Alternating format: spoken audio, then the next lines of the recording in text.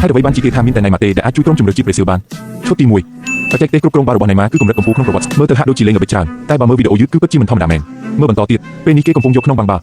ទោះបីជាគូប្រកួតចូលមកបុកពីក្រោយក៏ដោយគេនៅតែមានសមត្ថភាពគ្រប់គ្រងបាល់បានយ៉ាងល្អនេះគឺជារឿងសំខាន់បំផុតសម្រាប់កីឡាករដែលជាស្នូលក្នុងក្រុមត្រង់នេះមានចំណុចពិសេសមួយសង្កេតមើលឲ្យច្បាស់អ្នកនេះមានចិត្តចង់វាយបកទៅមុខខ្លាំងណាស់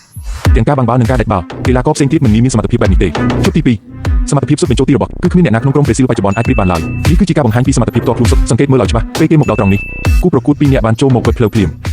ក្នុងស្ថានភាពបែបនេះខ្សែប្រយុទ្ធភាគច្រើនប្រហែលជាបដូរទីដោយដាច់បាល់ចេញទៅហើយសង្កេតមើលឲ្យច្បាស់ណៃម៉ាបានផ្អាកបន្តិចយ៉ាងច្បាស់លាស់គោលបំណងដែលគេធ្វើបែបនេះគឺដើម្បីរងចាំឲ្យគូប្រកួតចូលមកបិទជិតដល់ពេលនេះមិនថាគេបត់ឆ្វេងឬបត់ស្ដាំទេ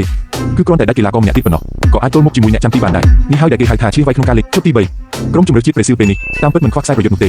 ទាំងវីនីនិងរ៉ាហ្វីញ៉ាសុទ្ធតែជាកម្ពុជាកីឡាករដូចគ្នាតែត្រូវមានអ្នកបញ្ជូនបាល់ឲ្យពួកគេសង្កេតមើលឲ្យច្បាស់ពេលនេះណៃម៉ានៅតំបន់ក្រោយគូប្រកួតប្រកាសជាចូលមកតាមចុះមិនឲ្យលេងស្រួលទេដំបូងគេត្រូវតែដាច់កីឡាករម្នាក់នោះឲ្យបានបើមិនដូច្នេះទេអ្វីទាំងអស់គឺគ្មានន័យទេហើយនៅពេលដែលដាច់បាល់រួចគេនៅមានការបញ្ជូនបាល់កម្រិតពិភពលោកមួយទៀតអ្នកយល់ហើយឬនៅ